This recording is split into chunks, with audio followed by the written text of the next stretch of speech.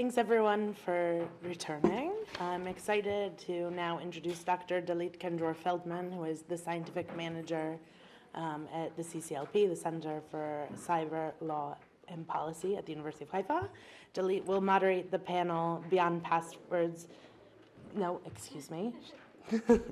Deepfake-Resistant Biometric Authentication. Are we ready for the next wave of online cyber fraud? Dr. Ken-Dror Feldman has been managing the Clinic for Law and Technology and Cyber at the University of Haifa since its establishment in 2009, and she is also involved in research and teaching in the fields of intellectual property, legal technology, and cyber, privacy, gaming, and law, information law, professional ethics law, software law, and artificial intelligence for over a decade. Please, Dalit. And thank you all for joining us for this session. As we heard before, deepfake technology is evolving at a pace that challenges even the most advanced security systems. Biometric authentication, once seen as a reliable safeguard, is now facing a new class of AI-driven threats that can replicate human identity. This raises a pressing question: how prepared are we for the next wave of online cyber fraud? As attackers adopt increasingly sophisticated tools, the burden of organizations, regulators, and technology providers continue to grow. In today's discussion, we will explore whether our current biometric frameworks are resilient enough and what must change to secure digital identities of tomorrow. In this panel, we will hear perspectives from industry, academia, and the public sector. Each participant will present their remarks for about 7 minutes, and I will be very strict. And after all the presentations, we will hold a very brief panel discussion. In this panel, we will hear the distinguished participants as follows. Mr. Koby Avitan. Mr. Koby Avitan is the director of the Biometrics Lab in the Biometric Application Unit at the Israel National Cyber Directorate. Koby is a software, but first we'll hear Roey, don't worry. Koby is a software engineer with over 25 years of experience in the Israeli high-tech industry, with expertise in the fields of data, digital identity, biometrics, deepfake, and AI, DL, ML algorithms. During his career, Koby led groundbreaking technology companies and initiatives. Koby is considered a key figure in the industry, combining in-depth technical knowledge, product understanding, strategic business thinking, and is known for his skills in leading teams and driving projects to success. Roey will be the first. Okay. Dr. Roey Tzezana. Dr. Roey Tzezana is a futurist and AI researcher in the field of future studies at the Blavatnik Center at Tel Aviv University. Roey has published 2 books about the future, Guide to the Future and The Rulers of the Future.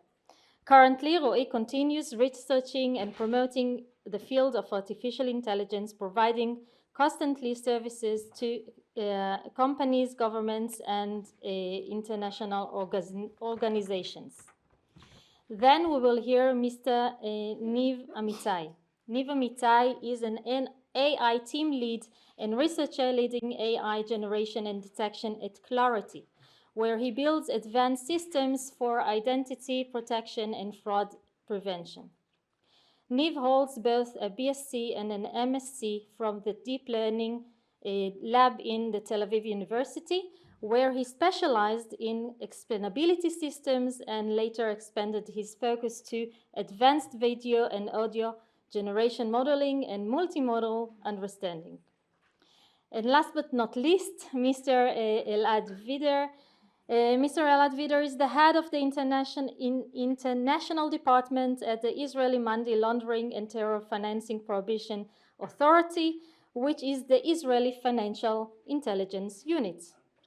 Elad is also the head of the Israeli delegation to the Financial Action Task Force, where he also serves as a co-chair of the Policy Development Group. Before joining the International Department at the Israeli Money Laundering and Terror Financing Prohibition Authority, it's a long name, Elad was a partner at Herzog Fuchs Ne'eman, specializing in financial regulation and technology. Elad holds LLB and BA in economics from the University of Haifa and an LLM from the Erasmus program. Thank you very much for joining us today, and Roey, the floor is yours. Okay, can you hear me? Okay. Yeah, you need to press the button, right? Okay, thank you. Wow. Okay, thank you. So let's start. I want to talk with you today about deepfake past, present, and future, and do it really, really quickly as well. The origin of deepfake was in 2017 when a user called Deepfakes opened a new deepfake Reddit subforum. It was banned after only 4 months, but it was enough for the code that enabled people to swap faces in pornographic videos, for the code to be released to the public, and for a community to be formed, first on Reddit, and then it migrated to GitHub and the other social networks, and the cat was out of the bag. I can give you the presentation later if you want. Anyway, it started as face swapping videos, but now it includes any piece of imagery, of audio, of video, where a person's likeness or voice has been replaced or altered using AI. I want to go over very quickly a few examples of deepfakes. For example, this one. Can you recognize the speaker? Well, that's ex-President Biden, and this was a fake Biden robocall. Oh. It was a fake Biden robocall. What is that? Okay, that's not that doesn't go out of my time.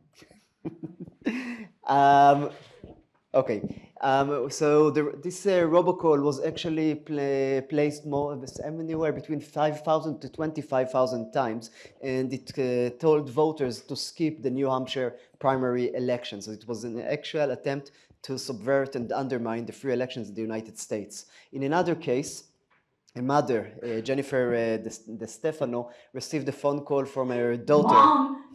Mom, I messed up. Okay, I'm not going to actually sound it because it's not very nice. But she was very close to actually giving the scammers $50,000 US because she heard her daughter's actual voice, including the specific cadence, speech, style of speech, even the way she cries. And today, attackers can do that with only a 3-second sample to get the voice, people's voice right. More than half of the people share their voices online or record notes at least once a week. And we see that 70% of people from 2024 can confidently tell the difference between AI-generated voices and actual voices. And according to their research, this seems like an overestimate to me, but 1 in 10 people have received a message from an AI voice clone, and 77% of them have actually lost money as a result. These are quite harsh statistics. When it comes to image deepfakes, we see some horrid stories about journalists. And if, for example, this woman, Patricia Schlotzer, an investigative journalist, especially into the field of porn, and she causes a lot of ire among porn lovers. So she discovered her fake images on a website dedicated to fake porn. She said, it's strange how the brain works. You know it's fake, but you still see it. It's not you, but it also it is you. And I removed some part of the description, and you feel violated but confused. Now we see that 95% of all static deepfakes online are pornographic. 99% of the victims are women, and the websites that are hosting this content have accrued billions of views. We see that human beings have a very real difficulty of really figuring out whether they are watching AI-generated images or actual images. In Germany, in China, they managed to do it just a little bit better, but it's still around the 50%. We do see that as of 2025, AI detectors do quite a good job at separating real images and AI-generated images, but users are still somewhere between the 50 to 60%, and that's for static images. When it comes to video deepfakes, we've started seeing them, for example, this was in 2022. Stało тільки гірше. Значно гірше. Basically surrenders and it tells everyone to surrender. It wasn't a very good deepfake to, again, imagine 2022, but it was debunked within hours due to the low quality. But that was apparently a state-level deepfake. And we're also seeing lots of video deepfakes targeting women, especially women in the public sphere. For example, this politician who in 2024, her name Asma Bukhari, she discovered that videos of her taking part in sexual acts were published and circulated on social media. Obviously, it was deepfake, but she has said that she repeatedly had to clarify in court hearings in Pakistan that the video is a deepfake. Constantly had to defend herself, and she was in a very real way, she's already smeared because of this campaign. We're seeing the focus again on women representatives in the United States as well. In a research from 2024, more than 35,000 deepfake images and videos of US senators and members of Congress were discovered on websites where they're spreading AI-generated non-consensual intimate imagery. 16% of all female members of the Congress were included in those findings. 96% of all of these deepfakes portrayed women representatives. I'm moving forward very quickly. We're now in the era of real-time deepfakes. You know, people used to say, okay, move your head to this way, that way, put on your glasses. Yeah, that doesn't work anymore. Not if you're working against some of the more sophisticated software out there. She's going to put on her glasses now. Come on, do it more quickly. But in any case, yeah, and it still works. Works perfectly well. So this is not the future. This is the present. Moving forward, jumping to what's important, the future of deepfake. We're seeing a major trend. We're seeing just in 2023, for you to understand the trend, in the second half of 2023, the number of face swap attacks on ID verification systems went up 700%. By 2026, 90% of all online content will be AI generated. And by 2026, 30% of enterprises will no longer consider identity verification and authentication solutions to be reliable in isolation. And according to Deloitte, generative AI could enable fraud losses to reach $40 billion in the United States alone. That's not the global statistics, by 2027. What is going to be the expected impact of all this? So I'm moving very quickly, but criminal activity for one. We have Chesney and Citron's liar's dividend, meaning basically that every criminal can say, it wasn't me, it's deepfake. I didn't take bribe, it was deepfake. There's going to be obviously widespread fraud efforts against the organizations, individuals, and of course, sexual crimes, bless you, of all sorts. On the social level, zero trust on social networks. Trust nothing you see, nothing you hear. In the political and geopolitical arena, we're concerned that we'll see silencing effect, expelling people, especially women, from the public sphere. We're going to see election interference via localized disinformation campaigns, meaning you live in this neighborhood, you belong to this socioeconomic status layer. We're going to target you with a deep fake that costs a few cents to make, but it's really impactful for you. And we're going to see saturation attacks, basically saturating the public sphere with deep fakes that depict politicians doing anything and everything. We're going to see that in the military as well, and NATO has already identified deepfakes as a priority threat. So last minute, what can we do? We need to understand first that it will be impossible for humans to distinguish between deepfake and real content if it's not already the case. Will AI detectors be sufficient to distinguish between the two? We don't know. That's still an open question. Even if they do, does it matter much once the video is already out there? So the obvious solution, according to UNESCO, is to ensure AI literacy. You need to be aware of deepfakes. You need to be aware that you can't believe anything. That's nice. That's not enough. The EU, starting from next year, August, the EU says that that companies will have to make sure that if they put deepfakes on their platforms, they have to inform the people exposed to them. But can we even do that? China can do that with its deep synthesis provisions, but unfortunately, we are not, fortunately, we are not a surveillance state. So it's not clear if democratic countries can do that as well.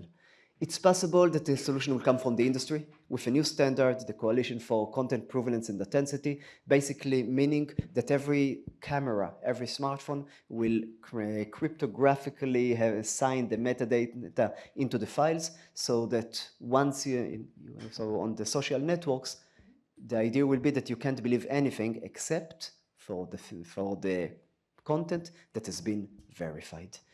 One last thing. It may sound grim, don't lose hope. Technology is always advanced in the past, and we've always found ways to deal with it, with the radio and the propaganda that it has enabled, with the TV. It is okay, we just have to find solutions. And as the Little Prince said, as for the future, your task is not to foresee it. I showed you some of the things that could happen in the future, but we have to enable it, we have to enable protections and defense measures against against the deepfakes. We'll do that, and it will be fine, but we have to do it quickly, and we have to do it efficiently as possible. Thank you so much for listening.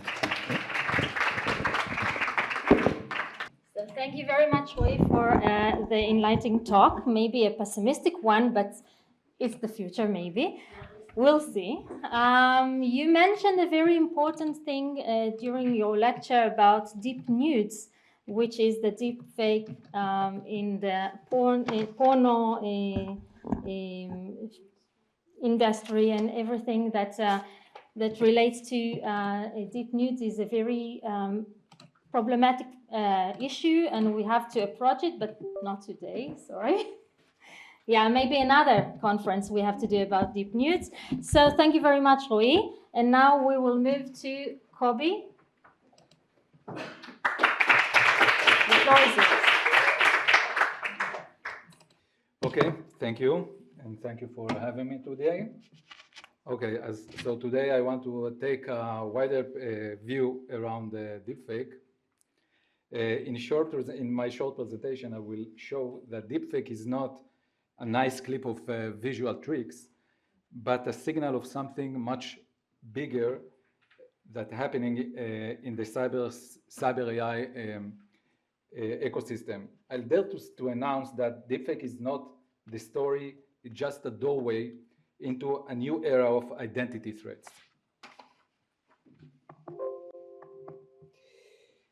So, deepfake is identity problem. It's not about it is identity problem. It's not about making celebrities say or do funny things. And at the end of the day, it's really about allowing attackers to become someone else. Deepfake is simply a visible interface of much larger AI-driven identity crisis, while in parallel, trust is collapsing faster than defenses. Sorry. So, and why we talk about deepfake now? So, because deepfakes are no longer offline video, and the previous lecture mentioned that. Today, the deepfakes are basically interactive. They respond, they talk, blink, act. They don't need to fool people, but to fool models. Sadly, they can blend it quite naturally into fraud workflow in a wide range of use cases. With such kind of capabilities, deepfake become the symptom, while the underlying disease is cyber AI adversaries.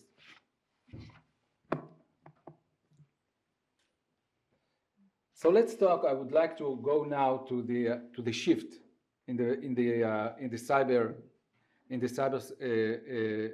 security era. So it moves now, and along with the cyber week here, we all discussed that, and many lecturers point their fingers on that exact trend. So we moved from cyber security to cyber AI security. So the cyber security has become the cyber AI security, while attackers now use AI models and rather than manual tool. Capability that once belongs to nation state are now available to teenagers and almost at no cost. As the knowledge threshold keeps falling, the potential damage increased dramatically. AI has become a showstopper tool in the fraudster hands, while identity, ironically or naturally, depends on the point of view, has become the weakest link.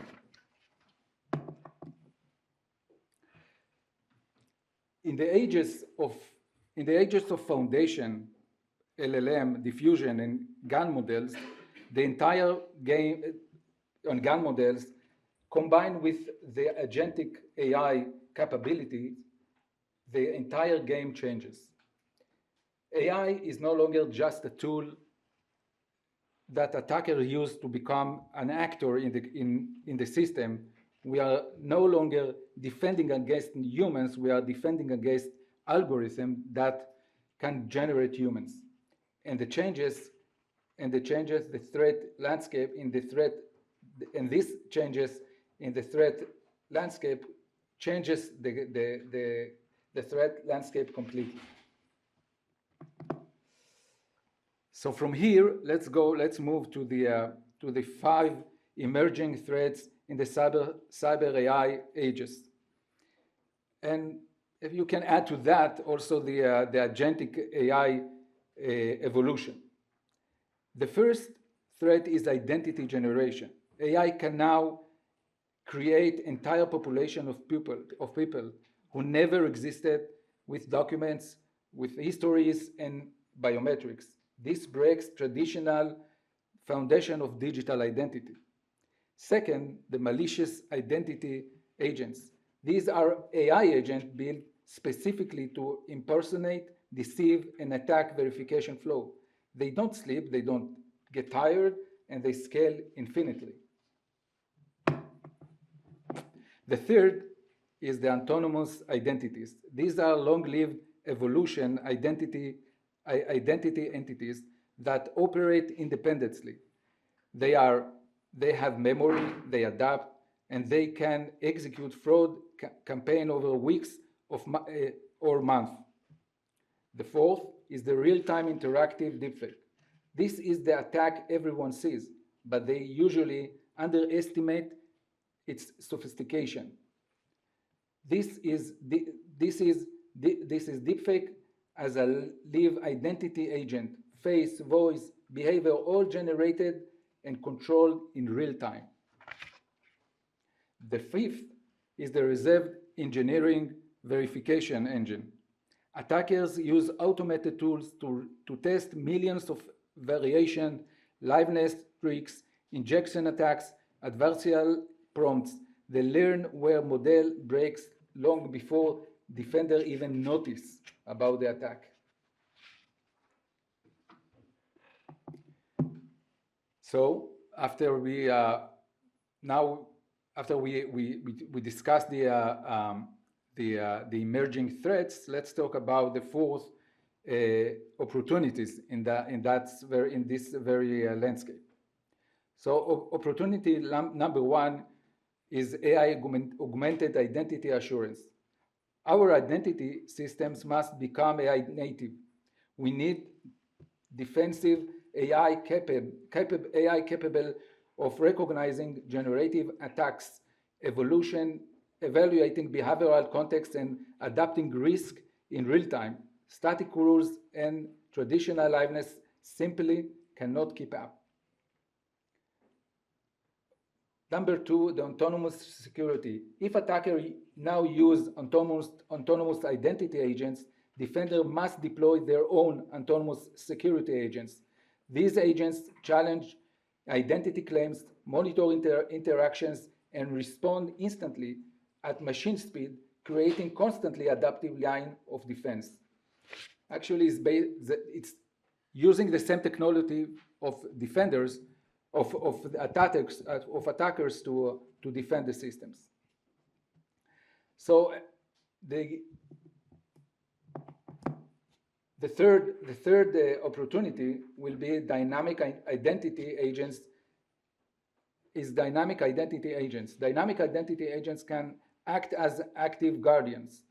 They continuously interrogate and validate identity throughout the entire session, not just login or onboarding. These transform identity security from one-time event into continuous process. And the last opportunity is cyber AI red team.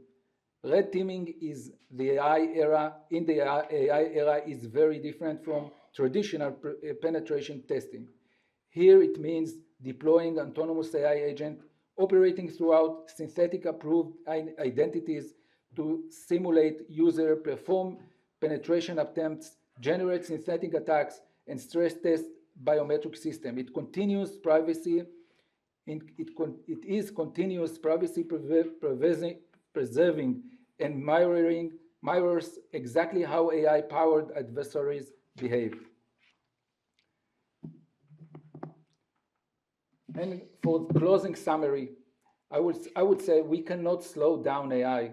That's for sure, everyone agree.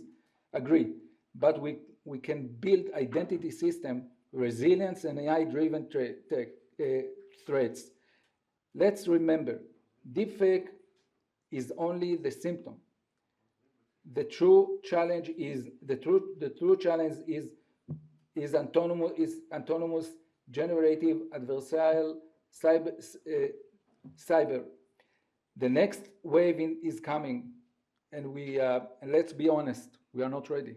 I mean, the cyber AI, and in the era of cyber AI agents, we completely not ready, and deepfake is part of it. But in the upcoming future, we must take we must do whatever it takes to prepare ourselves towards solutions. And I think and I believe that Israel have all the potential to lead this effort. So thank you.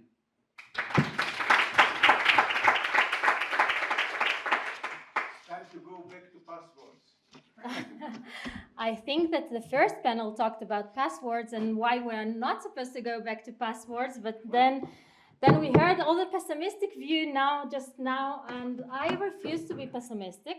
I just want to hear, yes, I want to hear maybe the solutions, maybe to evolve into a new direction, a better one. So now we will hear Niv and Amitay. The floor is yours.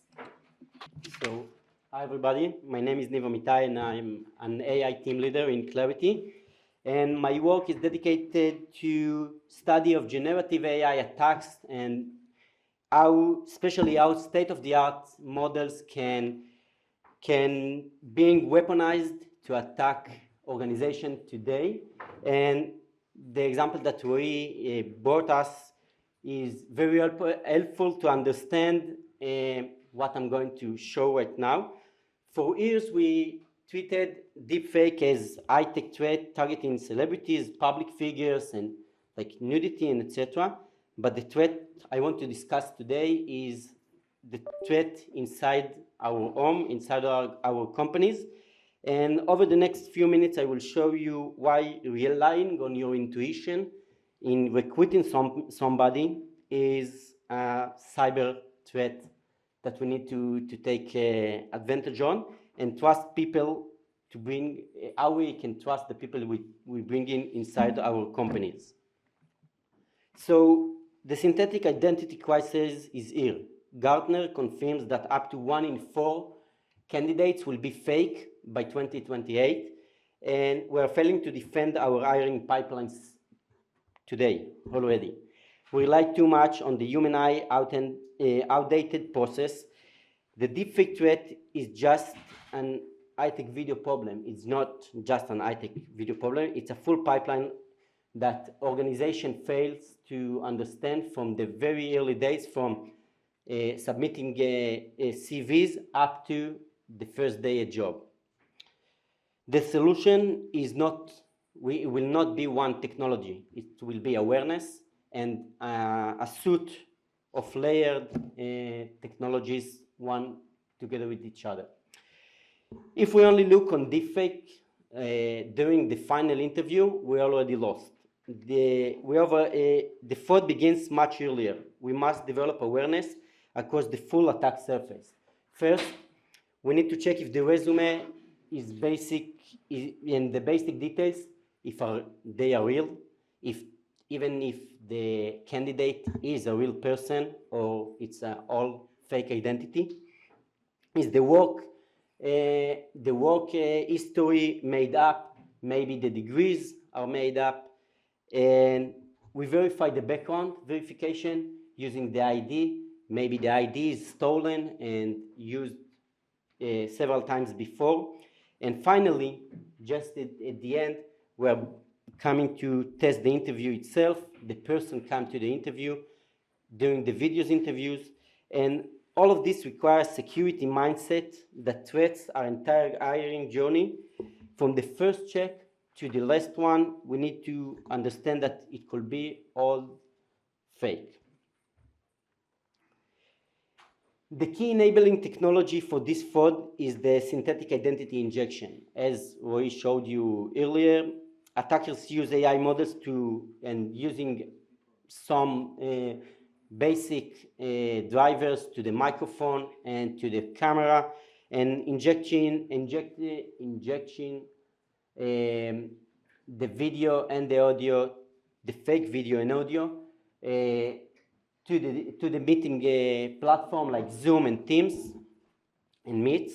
And the deepfake video is generated in real time, injected directly into the application video. It's provided. Yes, we're trying to mitigate between our ability to take pictures and for you to see the screen. Sorry about that. So, Sorry for the interruption. no problem.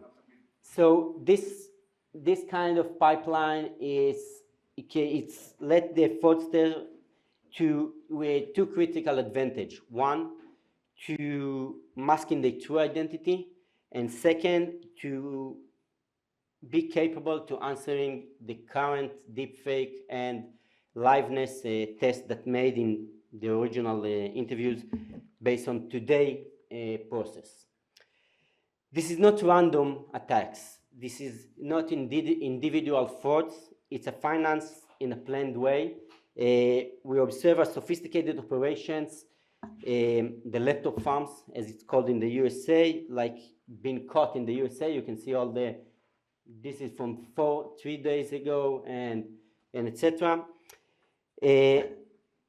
Used to facilitate employment by bad groups and backed with bad countries to operate a state-sponsored actors to recruit deepfake IT professionals. The damage extends just from a salary. It's a long-term IP theft, insider threat inside the companies and organization. And we must categorize the interview process not as an HR function, but as a optional cyber vector attack. The human perception fails here, as you see in the examples just before. We are biologically wired to trust faces and to trust the human voice. And the next generation of AI defense algorithm must stop asking, does it look like a real person? Because it does, as you saw. We must think what is the physics behind the video, what is the physics behind the audio, and if it's act like a real physics, like a real human, behind all the information, not just the stream of the video and the audio, but all the feature define the video and the audio. And in Clarity, we have a solution, a full solution. We are looking not just on the image and the audio itself. We're looking for unnatural movements, unnatural pixel over the time, very, very complex things like measuring heart rate during a video, which AI models currently cannot generate and can be detected. You can watch, there is a lot of research about this. And we are trying to train our models to get the fingerprints behind the algorithm. We cannot win this war by a single technology. We win it with a suite of algorithms and awareness. We must be aware to this kind of threat. The key is data at the start, a lot of data, and after that, a real-time detection over all the process. We need to educate the HR teams to understand that they need to question everything. Assume the video can be fake, the person not even exist. They can assume that the resume is all fake, and the detection starts in the first meeting, and in the first time they facing with a resume. And the Deepfake candidate challenge is a really great challenge, but I think using the advanced technology and awareness and the layer technology, we can solve this. And this is the optimistic summary, I think, on my side.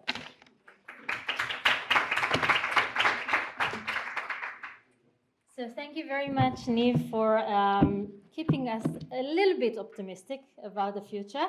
And now we'll hear the last but not least panelist, Elad.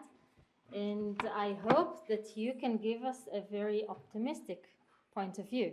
Hopefully, no? Hello, everyone. I'm not sure about optimistic, maybe pragmatic.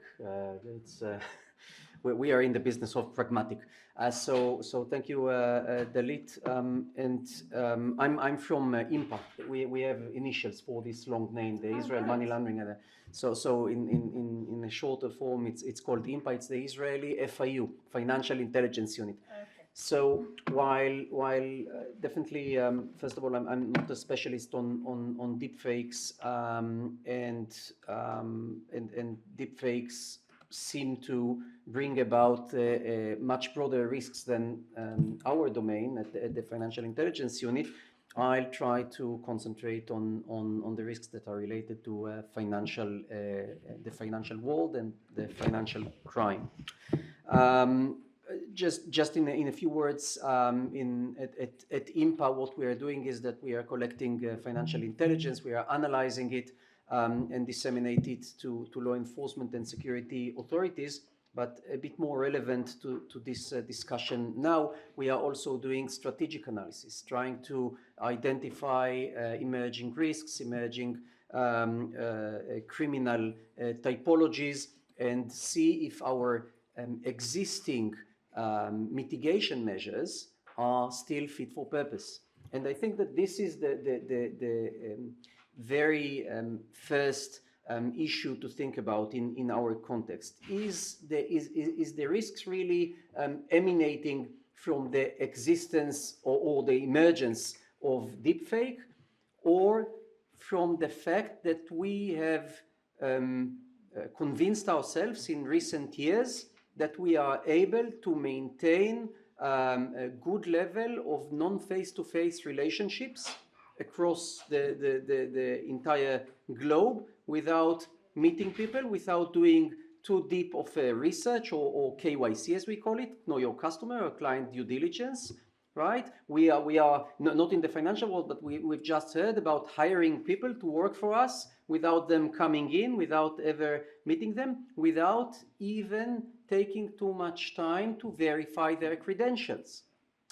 And with financial integrity and with the with the global framework that is built to keep financial integrity, it is all about identifying the risks and giving solutions for risk mitigation based on transparency and verification, cross-checks.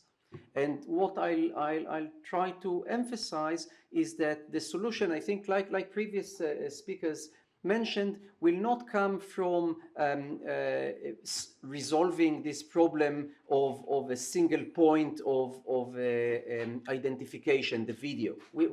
It will come from a holistic perspective of collecting various aspects of our non-face-to-face relationship and finding those solutions that will let us cross-check the different aspects of the entire relationship, not even the identification itself, not the identity itself. It's a holistic thing. I will mention that the international body that governs and creates the framework globally for countering money laundering and terrorism financing and generally financial crime is the FATF, the Financial Action Task Force. And the main theme under which its methodology works is called a risk-based approach. Because everything has prices, right? If we want to do more verifications for our remote relationships, this will have a cost, this will have more friction, this will take more time. Fine, but we have to be commensurate or proportionate with the risk. It depends on the type of relationship. It depends on genuinely and candidly, you could say, identifying what would be the risks of not running through a proper process. What could be if I'm getting a one-off payment of $10, maybe the risks are very low. If I'm opening a bank account with which I can conduct high volume transactions worldwide, the risk is much higher. If I am opening a bank account, or let's say an account with a payment services provider, and this account can be used to try to prove my identity to others, this creates a higher risk than the transaction itself, right? You can see this in with different, why do we have harder time opening bank accounts than opening a PayPal account or the equivalent? Because bank accounts are perceived by government agencies, by private sector stakeholders as something, as a process that went through thorough scrutiny, and these are the risks and consequences that we should realistically, pragmatically take into account when we are tailoring a new suite of verifications that will take into account the fact that we have deepfakes now. And when we are related to deepfakes, again, it was mentioned by the previous panelists, we can look here at two different types of risks, mainly, at least from our perspective. One is a fake identity at all, right? So persons who do not exist. And then there is the using deepfake for fake identification. So I can make a non-existent person, and I can also try to identify as someone who already did their initial registration. And to each of these risks, we can give different sets of responses, of mitigation measures. For example, here in Israel, we have a national biometric identification process, which is done face-to-face, not non-face-to-face. And if it was possible for financial institutions, for other institutions to base themselves on that thorough face-to-face identification, first registration process that is done by the government for the purposes of their transactions or their relationships, it could be a great mitigation measure. But because of other reasons, we have to weight everything, right? But against the different aspects here, privacy, etc. But the Israeli government doesn't let that happen. Again, it's something to consider. It is something to consider on a cost-benefit basis. Maybe in a few years ago, with the risks, the threats that existed a few years ago, it was not cost-effective to let private sector entities get access to our biometric data that was collected by the state.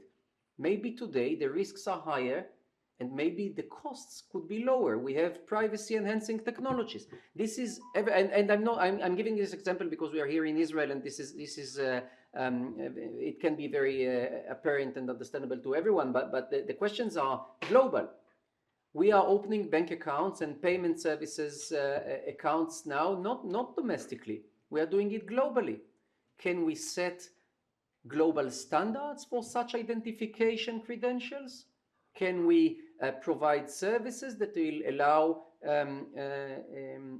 regulated entities to use a verified identity, not only with photo or video, but to run a thorough due diligence process globally? Maybe yes, maybe not. As I said, I'm not optimistic. I'm trying to be pragmatic. We have different aspects of this. But the FATF has been working on this for several years now. The FATF has released in 2020 a substantive guide on digital identity, and following that we've worked on several projects on standardization of data, exchange of data, because the whole regime to combat financial crime is built on verification and transparency and cross-checks, and taking responsibility for the services you provide, for the platforms you make available. And but all of that took place before deepfake got to where it is. So to conclude my address, what I would say is that the real problem is not about the deepfake, not about the video. It is about the prevalence of non-face-to-face relationships, which are global, which give a lot of importance to lower friction, lower costs, higher speed, everything, which is all good and important, but we have to craft and recraft and rethink our mitigation measures in a holistic sense, in a way that will give good answers also to the threat of deepfakes on a risk-based approach. And again, this is not my field, but with the brightest technological minds in the world, I'm sure we can come up with appropriate solutions, and that they will come from Israel as well. Thank you.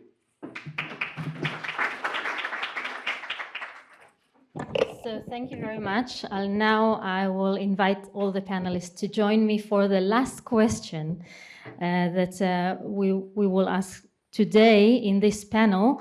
First of all, I would like to thank you all for all your presentations, and it was very scary, thoughtful, and maybe if I'll take your words, Koby, we have an opportunity to build a better future. So because we are short of time, I will ask you just one quick question, and I will be very happy to hear your vision. How do you envision the field of biometric authentication in the deepfake area 5 years from now? And do you believe that we will be able to successfully confront all the challenges in the new era? Who wants to start? So I will start as the optimistic one. I will start from the end. Yes, we will succeed. As we successfully solved the phishing mails attacks been in I don't know, 10 years ago, and we adopted two-phase authentication and solution like that, we will adopt a new kind of solution for deepfake and authenticity in inside organization, inside our public social media, and etc., together with awareness. Today, everybody that getting a message with a phishing try to phish them, where most of us didn't it doesn't take it as an actual threat, because we are always getting that kind of messages. And awareness like that will be also in for generated content and deepfake, and technology will solve the other aspect of that.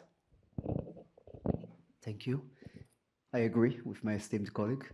But I think the question goes a little farther than that. It will be okay. We will manage, we will get it done. But society will change as a result. Our way of thinking will change. The way we view others on social media will change. The power balance will change as well, because I think technology will be able to actually eliminate the deep fake from the real people, and that will be conducted by the big companies, regulated by the government. I don't like that. I don't like the government regulating in a way who we can talk to, who is real and who isn't. I don't like giving Google, Facebook, and whoever else is out there that kind of power, but I don't know how else we can deal with that issue. So I will say that, yeah, it will be okay, but it will be a different society and a different culture that we'll have to adopt.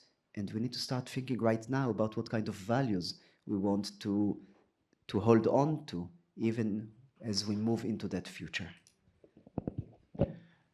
To answer your question, I would like to take the technology and market point of view. So if you look on the market today, so first I would say that I agree, we will manage, we will succeed.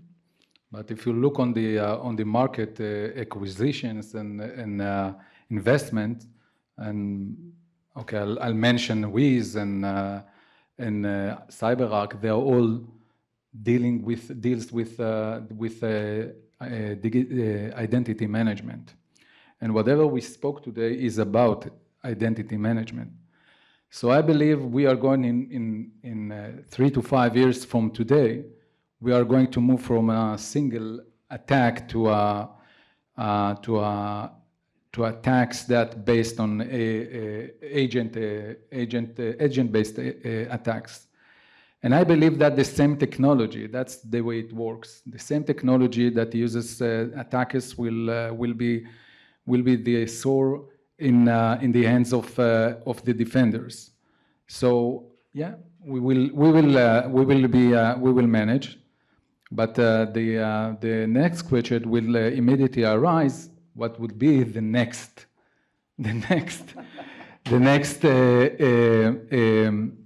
threat? And let's be honest, we haven't spoke a single word about quantum computing. Thanks. First of all, I agree, of course, with all the others. So we will manage, we will adjust, because we have no other choice eventually. But it will be a process. There will be costs, and the issue is that, like technology, with technology, the pace of the changing threats is just getting exponentially higher. And while I don't know, high-tech companies can come relatively quickly with, hopefully, with solutions, we as human beings are a bit slower in coming, and we see it taking advantage of the elderly, of children, etc., and of different jurisdictions with lower technological capacity, and this is a problem. One last comment: I am not sure. I can share the concerns coming from Roey on the government gaining some more power and scrutiny. I'm not sure if this would be the optimal way to go forward, even if looking at it from governmental perspective, because we are definitely moving slower than the private sector with attending to the risks properly. And so a solution that will give the private sector the power, but also the responsibility to adapt itself and make sure that whatever platform, technological or business platform you are making available to the public, you will be responsible to make sure that it doesn't expose your audience to the risks related to false identity and false identification. This will be a better way to go forward than the government taking to itself the role of deciding who is real and who is fake. Thank you. Thank you very much. It was very interesting. One thing that I'm very happy that we concluded with an optimistic view. So thank you very much for staying here, and lunch is served now. We will join here together at 1:45.